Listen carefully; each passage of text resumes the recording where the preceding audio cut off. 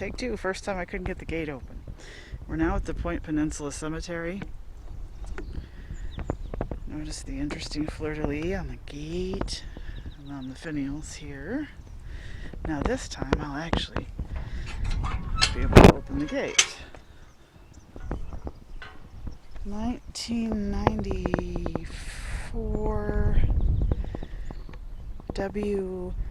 Arvello, it says on these designs on the gate. So we'll head over to the right hand side.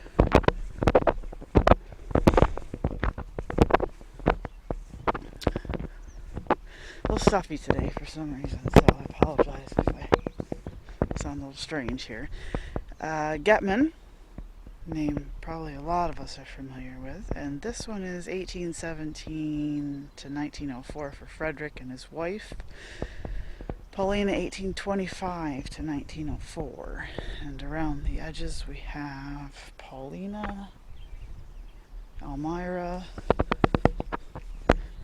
This one's not mown as nicely as some of the other ones. Backwards, Eunice. And the writing, there is no writing on that fourth one. So let's head over to some of these that look like they're a little bit. If stone's going to be windblown, that's what this looks like right here. Interesting stone shape here from 1888. Giles C. Minor. We've got a couple that are returning to the earth here. I imagine, the weather does get kind of crazy out here, and with a lot of rain, these might tip over. So, definitely leaners, which just is an interesting point of fact when you see ones like this. Don't walk too close to them, because I've actually had them just about hit me. They've fallen down in front of me. So you want to be startled out of your wits. You just have a tombstone fall and just miss your leg. Sabera Howard, 1860.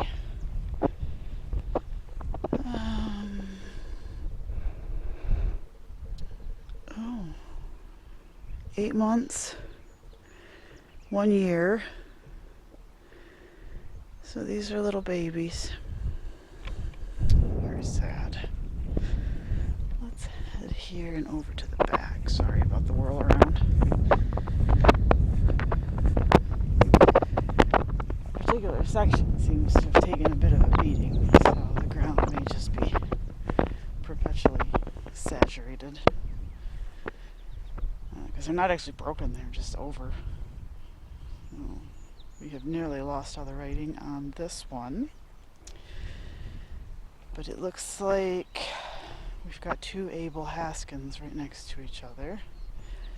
And then a Bartholic, Glenn Haskins and Dawn Shipley. The name on it is Bartholic. It's new. Nice big growth of something along the fence there. Some of the more older. Boy, that rain just wipes the writing right off of them. The limestone does not fare well at all. 1814, Jemima. Got an interesting hand pointing to the sky here.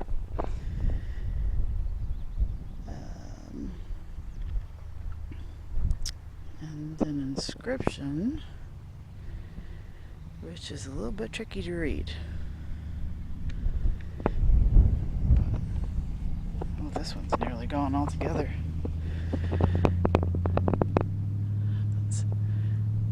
From the size of it, that looks like it's probably another child's, and there's a couple here that are smaller as well. Naomi, Asa Collins, 66. I'm seeing 66, 70s, or Daniel Getman here lived to be 90.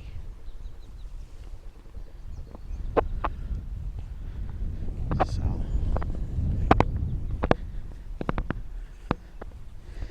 not too many of the larger stones here, but you're just not going to get that in a small cemetery. Well, I'm not reading that one because it is fallen butter side down. Collins.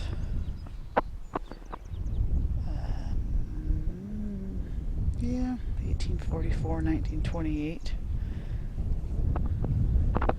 Lyman Collins. Another obelisk.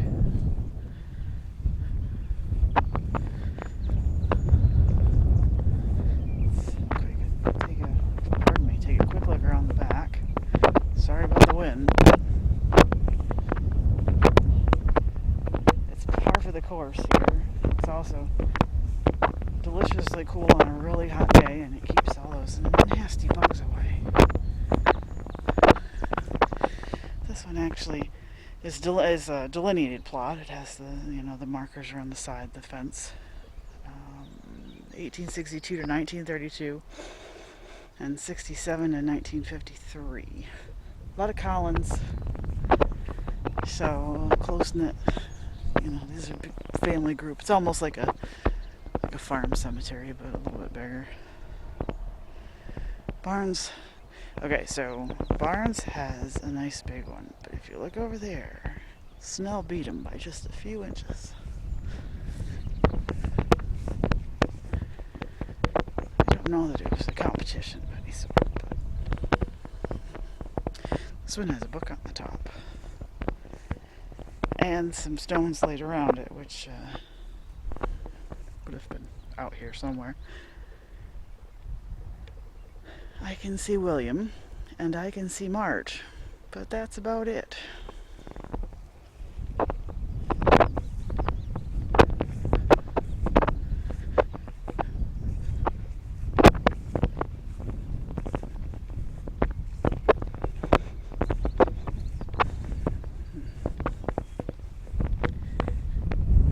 We've got Shale, James, and Betsy. It's a name I haven't seen before. And I apologize for probably pronouncing it wrong. Melville Vaness and Maud Failing.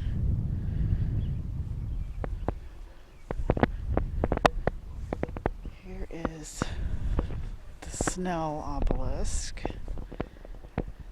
which has actually fared pretty well. There's Elizabeth. 1869 she died. She was 52. And there is a long inscription on there that is pretty illegible at this point, sadly. We've got kind of a mix in here. We've got some of these newer stones, which sometimes can be that they were later replaced. I'll have to look into it a little further, but I think these were probably replaced later on because, well, in 1939 they would have had the modern construction techniques we do. So. And we have a mason.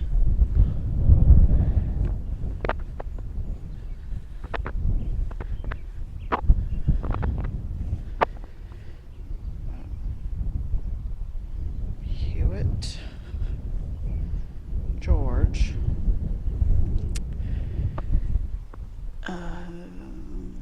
Doesn't say how old George was, but that looks like a kid's stone. Let's not step on anybody here.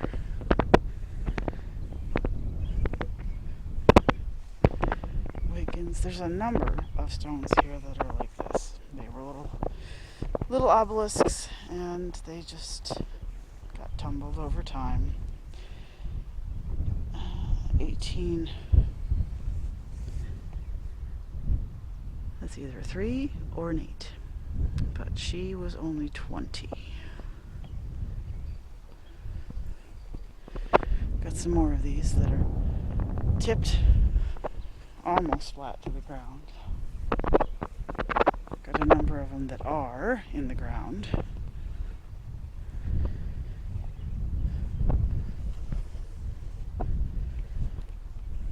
It's hard because you want to stand them back up, but sometimes you do more damage in the process. Here's a neat little obelisk that had this urn on top.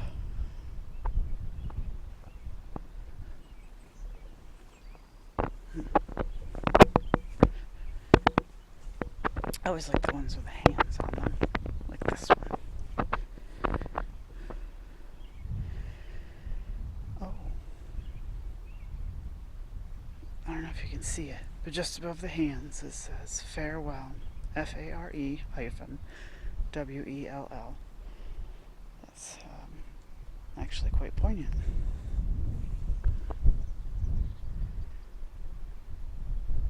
(1873).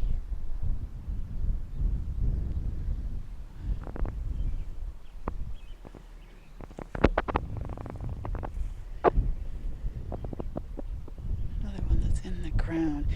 The majority of these, I'm seeing words like savior and heavenly and homecoming. And, it was the theme of death being a matter of going home. And, another little urn down on the ground.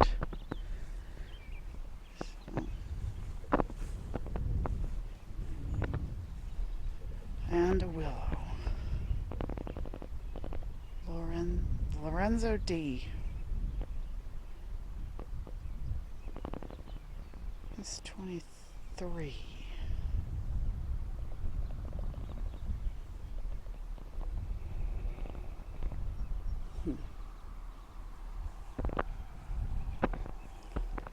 So that gives you a good idea of what we've got here.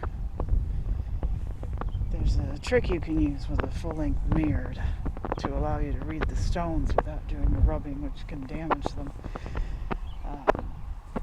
Unfortunately, I really don't have the room to carry a mirror with me, and that might be a bit dangerous. So we'll have to try some of those tricks closer to home. But as for right now, we'll take a look at the Holbrooks and then wrap this up, because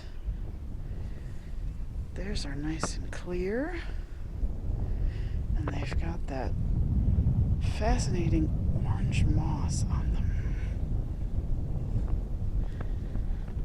Alright, ladies and gentlemen, thank you for joining me, and I look forward to future adventures. So from the